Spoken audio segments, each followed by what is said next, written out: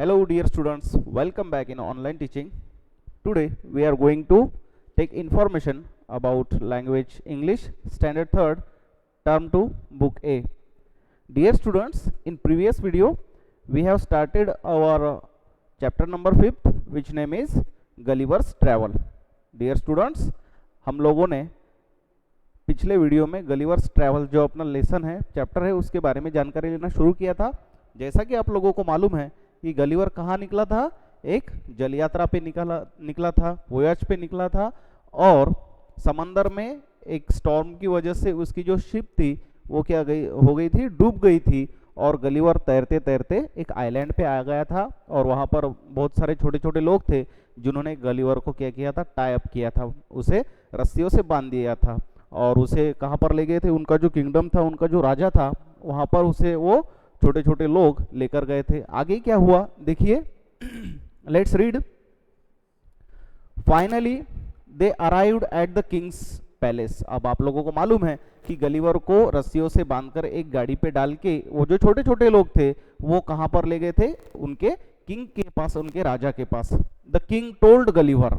अब राजा के पास जाने के बाद उस राजा ने गलिवर से कहा, you are indeed a strange man, हमारे लिए तुम एक स्ट्रेंज मैन हो, यानी कि एक आश्चर्य लगने वाला, सरप्राइजिंग पर्सन, सरप्राइजिंग काइंड। क्योंकि वो जो लोग थे वो हाइट में बहुत ही छोटे छोटे थे, उनकी हाइट और उनकी जो पर्सनैलिटीज थी वो बहुत छोटी थी, यानी कि उनकी साइज जो थी बहुत छोटी थी। तो ये जो गलिवर था उनके हिसाब से बहुत बड़ा था, ह्यूज था। तो राजा ने कहा कि हमारे हिसाब से हमारे लिए तुम क्या हो, एक स्ट्रेंज पर्सन हो, स्ट्रेंज मैन हो। I will allow you to stay in Lilliput. अब देखिए राजा ने क्या कहा कि मैं तुम्हें हमारे राज्य में रहने की अनुमति दे सकता हूँ या फिर देता हूँ, but you have to promise that you will help us and never harm us. लेकिन तुम्हें हमें एक वादा करना होगा, प्रॉमिस यानी कि वादा करना, वचन देना, है ना। तो वहाँ की जो राजा है उन्होंने इस गलिवर से कहा कि तुम्हें हमें प्रॉमिस करना होगा कि तुम हमें क्या नहीं करोगे, हार्म नहीं करोगे, यानी कि किसी भी तरह से हमें हार्म नहीं पहुंचाओगे। Gulliver promised the king that he would not harm any Lilliputian. और तभी गलिवर जो था एक काइंड पर्सन था, आपको मालूम है।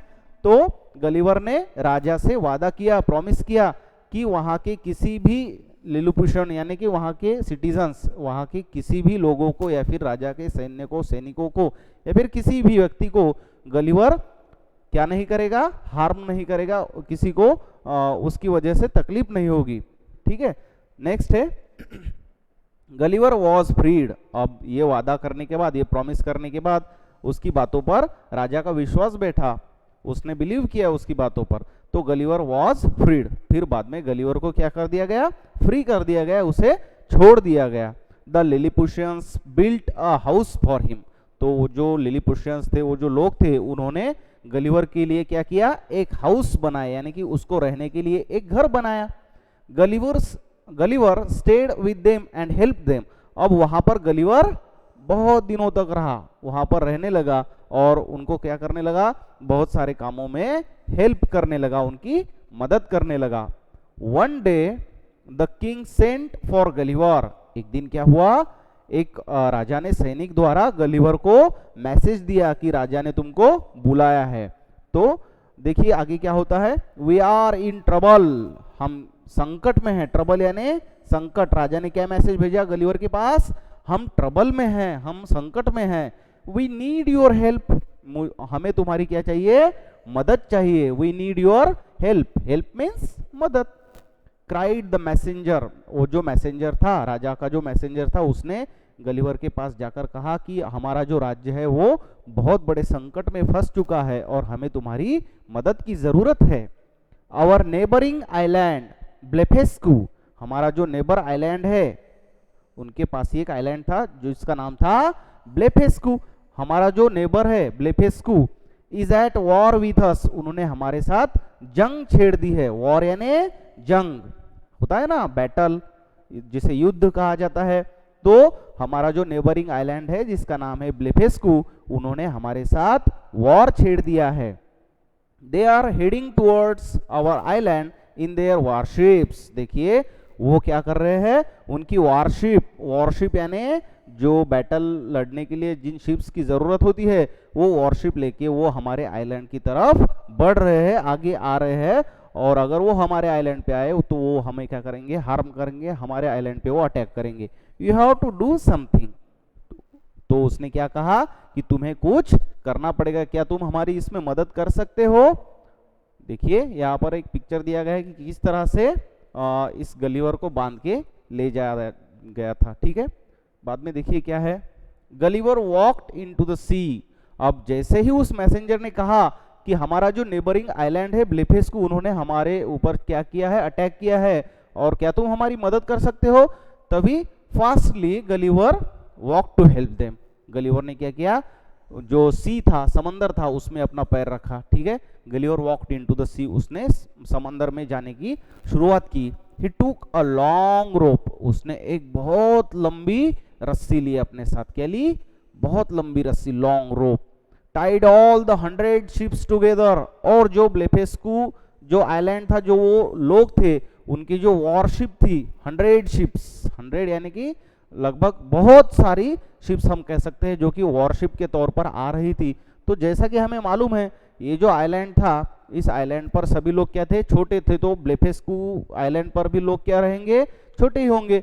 और उनकी जो बोट्स थी, वो बोट्स यानी फिर या फिर हम कह सकते हैं उनकी जो वॉरशिप थी वो भी बहुत छोटी छोटी रहती थी। तो गलीवर के लिए मुश्किल काम नहीं था कि वो सारी शिप्स को एक जगह पे इकट्ठा करना। तो उसने क्या किया, एक बहुत लंबी रस्सी लेकर वो 100 शिप्स को क्या किया, एक साथ बांध दिया। Then he drag them across the water, और वाटर के बाहर खींच के उन्हें ले गया। He did this the whole day. At the end the army had no strength left to fight, और दिन भर उसने क्या किया, जो ब्लेफेस्कू के लोग थे, ब्लेफेस्कू की जो आर्मी थी, उनके साथ उसने लड़ाई की। उनके साथ जो भी कुछ वॉरशिप थी, उन वॉरशिप को रस्सी से बांधकर दूर ड्रैग किया, दूर उन्हें खींचकर वो ले गया। और at the end the army had no strength left to fight. Strength का मतलब होता है ताकत, है ना। तो अब दिन ढल चुका था, और जो आर्मी थी ब्लेफेस्कू की, तो उनमें अब लड़ने की जो है वो क्षमता नहीं बची थी, उनमें फाइट करने की जो स्ट्रेंथ थी वो नहीं बची थी। तो अभी वो थक चुके थे। नेक्स्ट है देखिए, the king of Blefuscu came begging for peace between the two kingdoms. और अपनी हार देखते हुए अब ब्लेफेस्कू के जो राजा थे, या फिर ब्लेफेस्कू का जो किंग था, आइलैंड जो था ब्लेफेस्कू जिसे हमने पढ़ा है, तो ब्लेफेस्कू का जो किंग था उसने क्या किया, अपनी शरणागति ली। वो बेगिंग करते हुए उसने कहा कि हमें क्या चाहिए, शांति चाहिए बिटवीन टू किंगडम्स, यानी कि जो दो किंगडम्स थे, एक तो गलीवर जहाँ पे रहता था वो, और जहाँ पर ब्लेफेस्कू रहते वो, तो ब्लेफेस्कू का जो किंग था उसने क्या कहा कि हमें शांति चाहिए, मैं आपसे शांति की अपील करता हूँ। Gulliver requested the king to make peace with his neighbours. Gulliver ने फिर इस किंग से कहा कि आप क्या करिए, आपके नेबर्स जो है उनके साथ शांति बनाइए, आप उनसे उनके साथ जो है समझौता कीजिए। The king always listen to Gulliver's advice. और जो वो राजा था वो गलीवर की जो एडवाइस रहती थी, उसकी जो सलाह थी, वो हमेशा सुनते रहता था।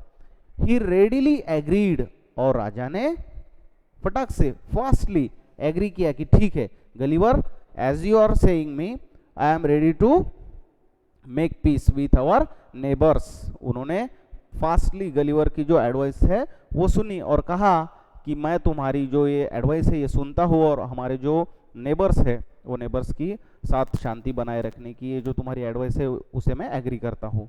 Gulliver became a hero. और वहाँ पर गलीवर क्या बन गया, हीरो, यानी कि उसने एक बहुत बड़ा काम किया था। उन दोनों में जो शत्रुता थी उसे समाप्त करने का काम इस गलीवर के द्वारा हुआ था। ही lived in Lilliput for many years and then returned to home। और उसके बाद जो गलीवर है वो लिलीपुट जो प्लेस था, वो आइलैंड था, वहाँ पर बहुत सालों तक वहाँ पर उसने वो अपना घर बनाकर वो रहा, और बहुत सारे सालों के बाद अपने घर पर वो वापस आया।